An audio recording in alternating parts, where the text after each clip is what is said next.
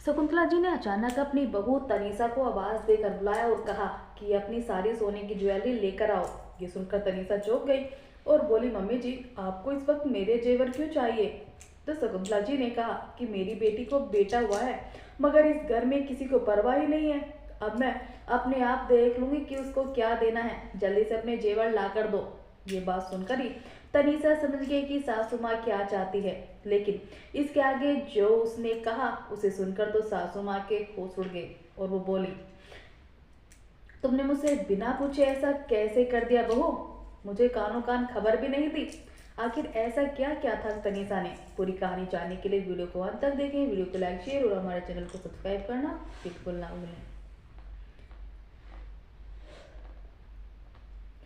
शकुंतला जी आजकल बहुत ही खुश रहती थी, क्योंकि उनकी बेटी को पूरे 9 महीने होने को आ रहे थे और कभी भी डिलीवरी हो सकती थी। शकुंतला जी ने बेटी को सगुन में देने के लिए तैयारी करना भी शुरू कर दिया था और अपनी पेंशन के पैसों से बच्चों के कपड़े खरीद कर लाने लगी। तो एक दिन मनीष तनीषा ने कहा, मम्मी जी, आप अभी से कपड़े क्यों खरीद रही हैं? और ये सारे कपड़े तो लड़के के हैं, अगर लड़की होगी तो ये कपड़े बेकार हो जाएंगे। ये सुनते ही शकुंतला जी बिगड़ गई और बोली, तू पागल हो गई है क्या बहू? वो मेरी बेटी है और उसको लड़का ही होगा। मुझे जितना हो रहा है मैं कर रही हूँ, लेकिन बाकी तैयारी तुम दोनों को ही करनी है। ये सुनकर तनीषा ने कहा कि हाँ मम्मी जी, वो तो हमको मालूम है, लेकिन डिलीवरी होने दीजिए, मैं तो उसके बाद ही तैयारी शुरू करूंगी। शकुंतला जी ये सुनकर मुंह बना ली और कहने लगी, तुझे तो बस बहाने बनाने हैं। तनीषा ने ये बात अपने पति अभय से भी कही, तो उसने भी अपनी माँ को समझाने की कोशिश की, मगर उनको कुछ समझ में नहीं आया, बल्कि वो अपने बेटे बहू पर बिगड़ गई और तनीषा को ताने देकर बोली, मुझे पता है ये आज कौन लगा रहा है यार। बहू, ये करनी धरनी सब तेरी है। तू सोच रही है कि अगर ननंद को भी बेटा हो गया तो मेरे बेटे की पूछ खत्म हो जाएगी, यही चल रहा है ना तेरे दिमाग में?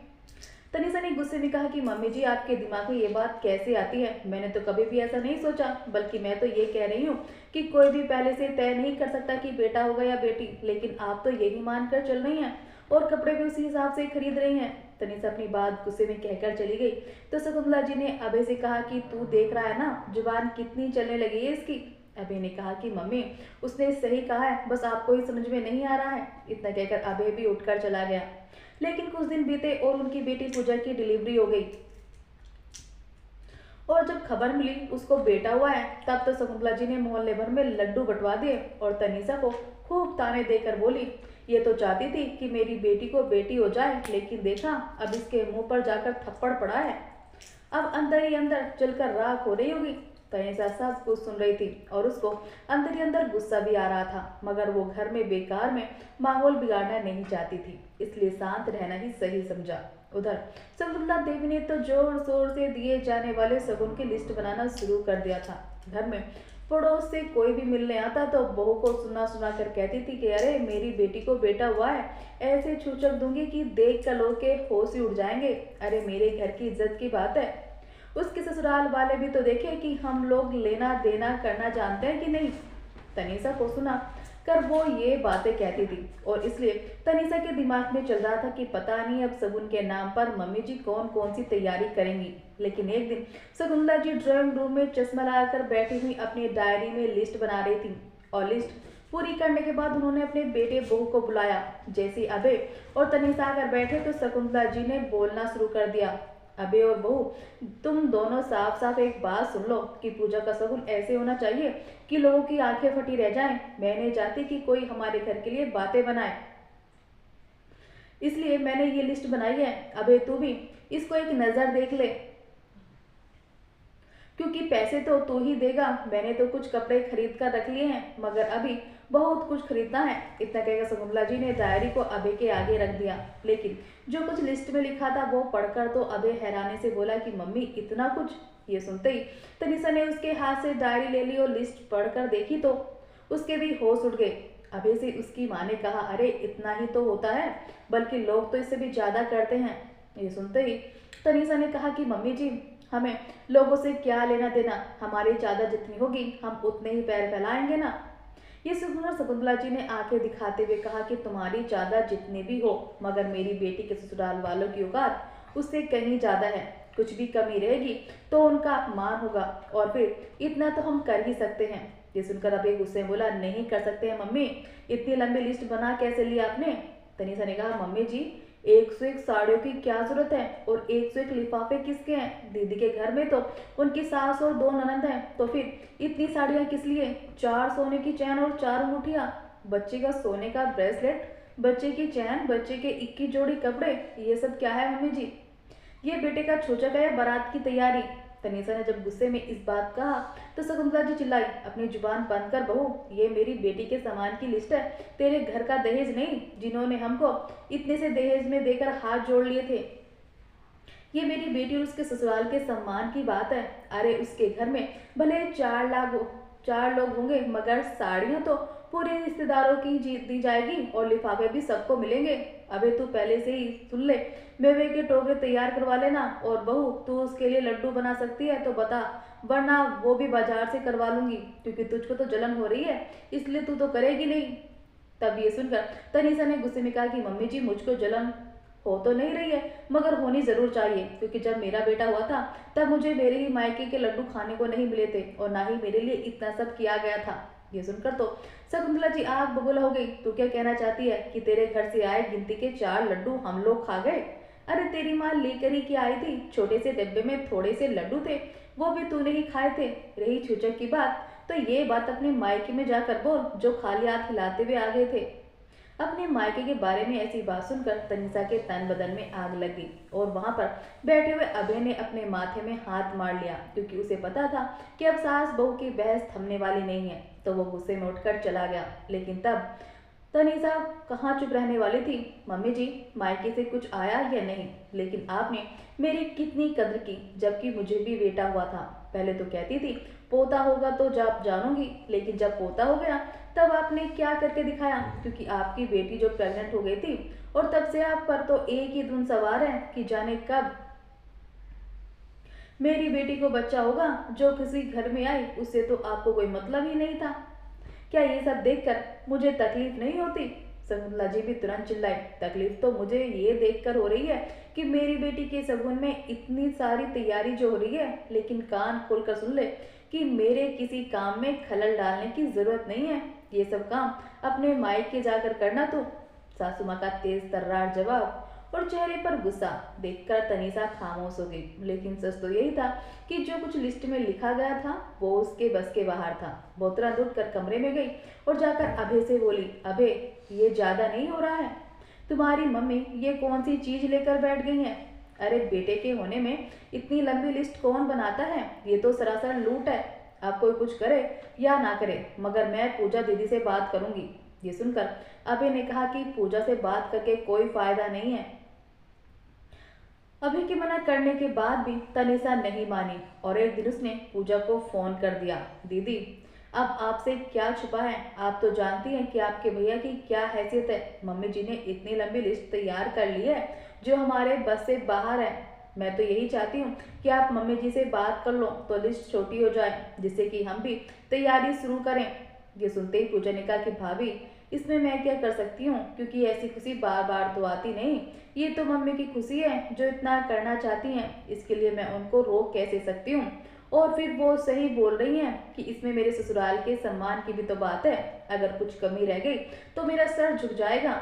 ये सुनकर तनीषा दंग रह गई कि कैसी बेटी है जिसे अपने भाई के ऊपर होने वाले कर्ज से ही कोई लेना देना नहीं, और कर्ज के लिए बिना ये काम होगा नहीं, क्योंकि इतना लंबा चौड़ा लेना देना लेन देन बिना पैसे आखिर कैसे होगा।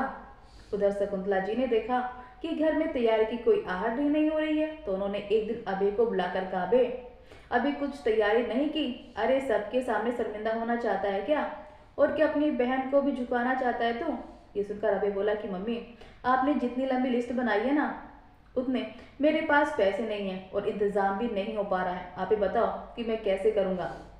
आज अभय ने जिस तरीके से कहा तो शकुंतला जी थोड़ी देर के लिए सुन सी पड़ गई। अभय की बातों से वो समझ गई थी कि पैसों का हिसाब नहीं हो पा रहा है, इसलिए वो इसके लिए कोई और तरीका सोचने लगी, और अभय से बोली, बेटा कोई भी तरीका खोजना होगा जिससे इज्जत भी रह जाए और काम भी हो जाए। अभय बोला कि मैं भी यही सोच रहा हूँ, मगर कोई रास्ता सूझ नहीं रहा है। किचन के दरवाजे पर खड़ी तनीसा दोनों की बातें समझने की कोशिश कर रही थी। दोनों की एक एक बात पर उसके कान लगे हुए थे। बाद में अभय तो उठकर अपने ऑफिस चला गया, लेकिन शकुंतला जी का दिमाग उलझन में ही रहा कि आखिर किस तरह वो इस लेन देन को पूरा करें। और आखिर एक दिन उन्होंने वही किया जिसका तनीसा को डर था। शकुंतला जी ने अचानक एक दिन तनीसा को आवाज देकर बुलाया और कहा कि अपनी सारी सोने की ज्वेलरी यहाँ लेकर आओ। ये सुनकर तनीसा चौंक गई और बोली, मम्मी जी आपको इस वक्त मेरे जेवर क्यों चाहिए? तो शकुंतला जी ने कहा कि मेरी बेटी को बेटा हुआ है, मगर इस घर में किसी को परवाह ही नहीं है। अबे के पास तो पैसे ही नहीं है, बल्कि मुझे तो लगता है कि तू ही उसकी कोई इंतजाम करने नहीं दे रही है। अब मैं अपने आप देख लूंगी कि उसको क्या देना है, जल्दी से अपने जेवर ला कर दे।